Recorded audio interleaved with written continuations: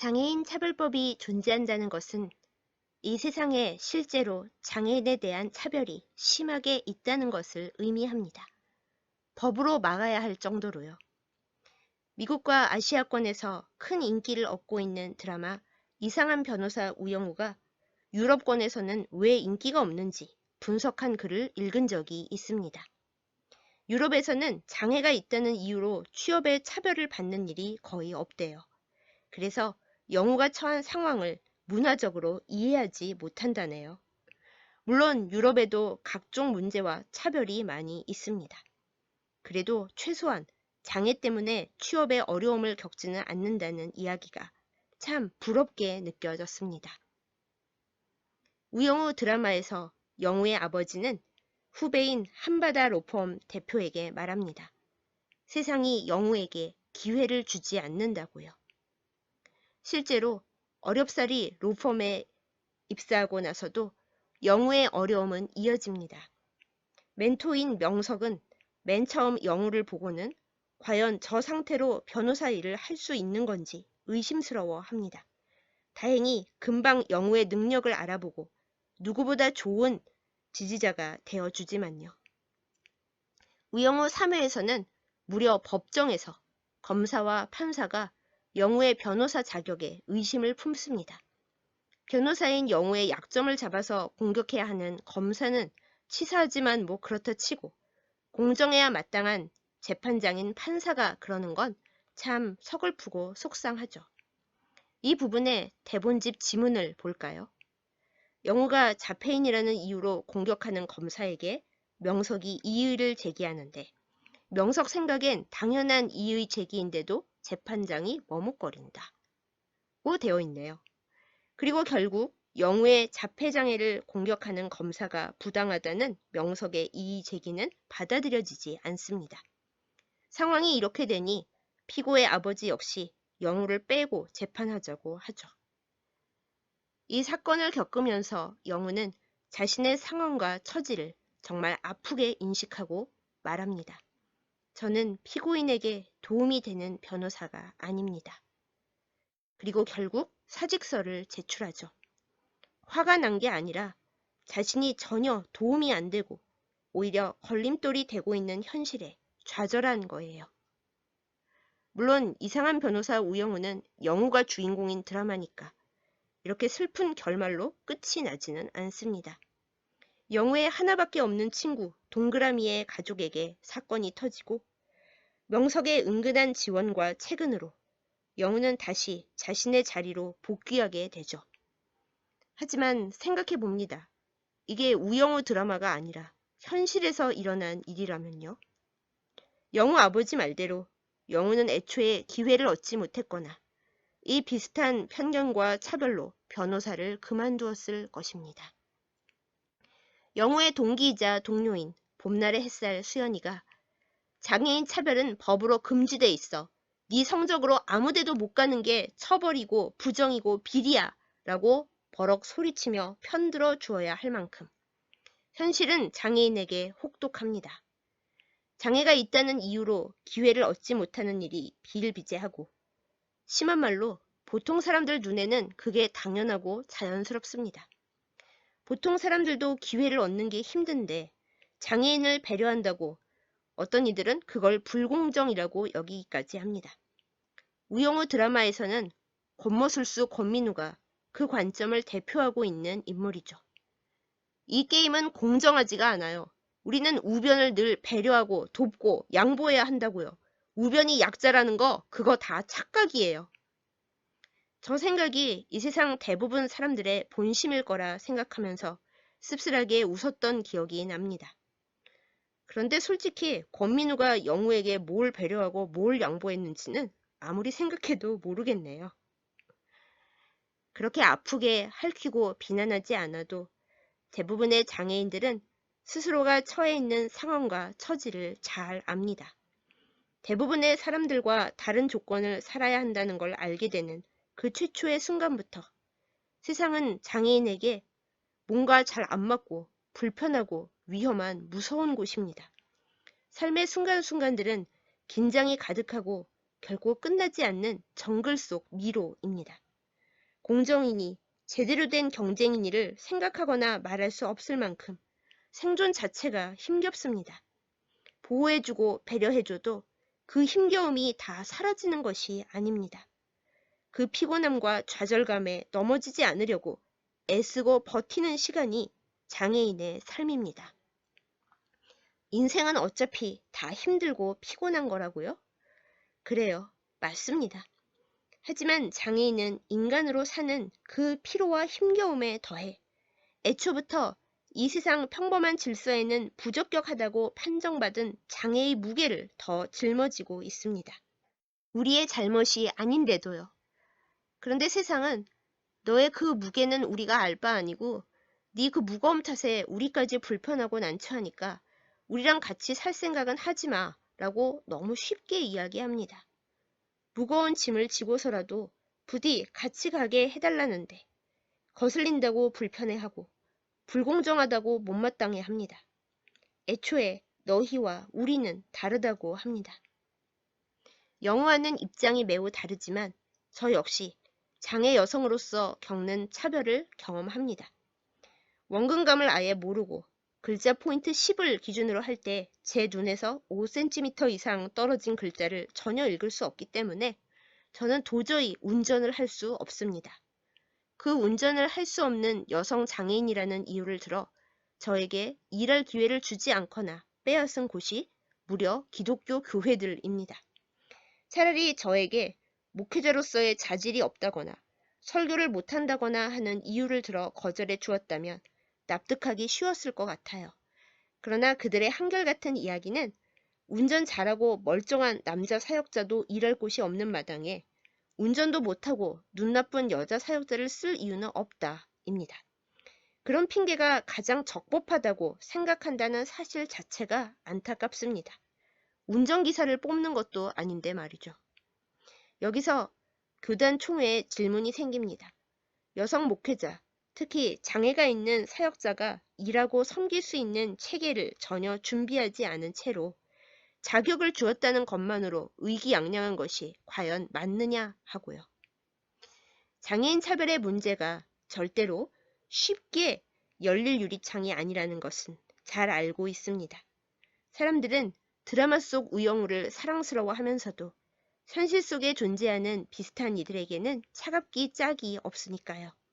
아마 이 이야기를 들으시면서 우영우의 사랑스러운 부분만 언급하면 되지 뭐 이렇게 거슬리는 이야기를 해 그만 듣자 불편하다 하시는 분들도 계시겠지요. 하지만 제 유리창을 열고 다른 누군가의 유리창을 함께 두드려줄 누군가를 찾고자 손을 내미는 저는 두렵고 불편하지만 이 이야기를 접을 수가 없습니다. 실력과 자질에 앞서 장애부터 보면서 세상 수많은 우영우들에게 아예 기회를 주지 않는 이 세상에 이의를 제기합니다. 건강한 보통 남자들에게 돌아갈 좋은 일자리도 모자라는 판국에 장애인과 여성도 경쟁에 참여하게 해야 하냐는 그 생각에 이의를 제기합니다. 장애가 있어서 안 된다는 세상에 그럼 사람의 존재를 이루는 핵심, 이 세상을 만들어가는 가치의 핵심은 무엇이냐고 질문을 던져 봅니다. 당신의 생각은 어떠신가요? 영우가 변호사 일을 계속 해야 할지 말지 고민하고 있을 때 강화도 낙조 마을에서 영우와 준호가 나눈 대화는 그래서 더욱 의미심장합니다. 왜 변호사를 그만두려고 하는지 물어봐도 되냐는 준호의 질문에 영우는 아버지나 그람이 그리고 명석에게 이야기하지 않았던 이유를 솔직하게 말합니다. 아마도 아무도 못하게 하는 고래 이야기를 해도 된다고 하고 들어주는 준호니까. 그리고 영우가 당한 상황을 전부 함께 지켜본 준호니까 그랬던 것 같기도 해요. 제가 변호사 우영우로서 일하고 있을 때도 사람들 눈에 그냥 저는 자폐인 우영우인 것 같습니다. 이 장면 지문에는 예상보다 더 솔직한 대답에 준호가 놀라 영우를 본다 라고 적혀 있네요. 질문은 했지만 대답을 기대하지는 않았었나 봅니다. 영우의 가슴 아픈 말이 이어지죠. 자폐인 우영우는 깍두기입니다. 같은 편 하면 져요. 내가 끼지 않는 게 더 낫습니다. 어떻게 보면 맞는 말. 하지만 그동안 영우가 보여준 반짝이는 아이디어, 법을 다루는 따뜻한 시선, 이루 말로 다 표현할 수 없게 참신하고 똑똑한 변론들을 알고 있고 기억하는 우리 입장에서는 속상하고 안타깝고 너무 한편으로만 치우친 세상 관점이죠. 영우가 끼지 않으면 잃어버리고 놓치는 게 훨씬 더 많다는 것을 왜 세상은 모르는 걸까요? 영우는 결코 깍두기가 아니라는 것을 왜 알아주지 않는 걸까요? 그래도 말은 별로 없지만 중요한 순간엔 확실히 말 잘하는 준호는 저처럼 주저리 울분이나 값싼 위로를 터뜨리는 대신 진심을 담은 짧은 응원을 내놓습니다. 나는 변호사님이랑 같은 편 하고 싶어요. 내가 변호사님 편이 되어줄게요가 아니라는 점에 주목해 주세요. 너의 편이 되겠다는 것은 상대방을 약하고 보호받아야 하는 대상으로 본다는 느낌이 있습니다. 내가 힘든 너에게 가겠다는 거죠. 하지만 나는 너랑 같은 편을 하고 싶다는 말은 서로 동등한 위치 혹은 상대방이 나에게 유익을 줄 만한 위치에 있다라는 뜻입니다. 너는 너 자신을 누구랑 같은 편 먹으면 지게 만드는 깍두기라고 생각하나 본데 나는 너랑 같은 편 먹는 걸 손해라고 생각하지 않는다라는 거죠. 참 정말이지 진심은 짧고도 임팩트 있는데 제 설명은 왜 이렇게 장황한 건지 모르겠습니다. 이 말을 들은 영우의 마음은 대본집의 지문이 알려줍니다. 이번엔 영우가 놀라 준호를 본다 라네요. 그런데 준호의 말은 거기서 끝나지 않습니다. 변호사님 같은 변호사가 내 편을 들어주면 좋겠어요. 셀프 깍두기 우영우가 준호의 시선 안에서는 내 편을 들어주면 좋겠는 존경스럽고 믿음직한 변호사입니다. 사실 영우는 법을 다루고 해석하는 데 있어서 섬세하고 참신한 천재 맞잖아요. 준호가 공정한 시선으로 제대로 봐준 거죠. 이어지는 지문은 이렇습니다. 준호의 잘생긴 얼굴이 영우를 보며 웃는다. 이를 보는 영우의 가슴이 조금 두근거린다.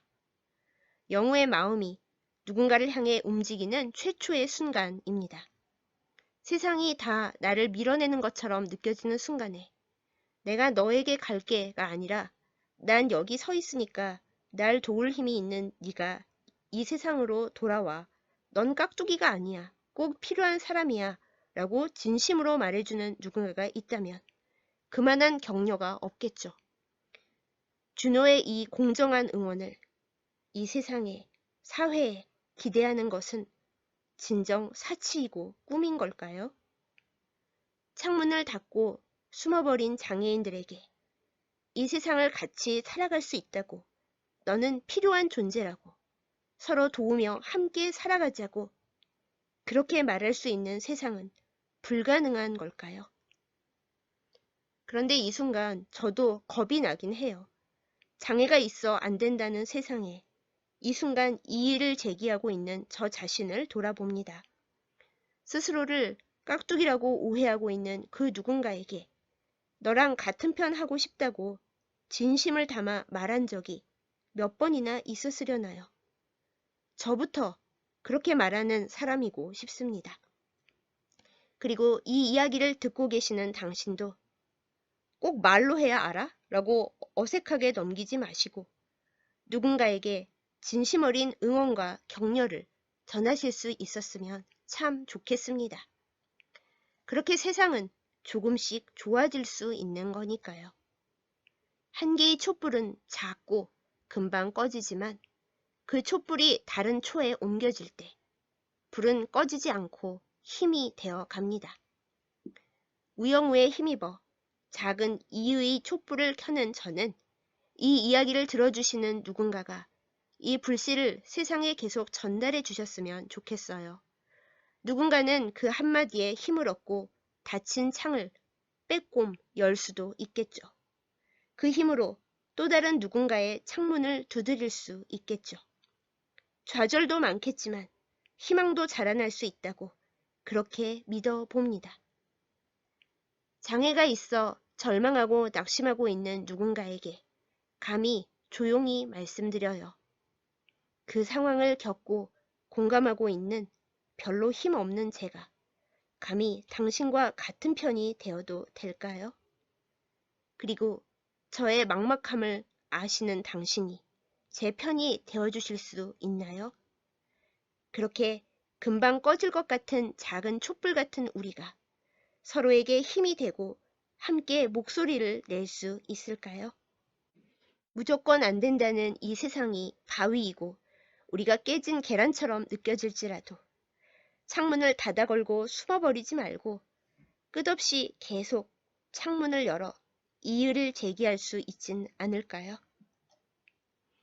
나와 다른 누군가에게 용기를 내어 다가설 수 있고 그 누군가에게 다가올 자리를 내어주는 우리였으면 좋겠습니다. 대다수와 다르면 무조건 안 된다는 세상의 생각에 이의를 제기합니다. 나와 다른 누군가에게 내가 같은 편이 되면 좋겠다고 다채로움을 인정하는 세상을 꿈꾸어 봅니다. 꿈은 이루어진다는 그 말을 믿으니까요. 당신은 저의 이의 제기를 받아주실 건가요?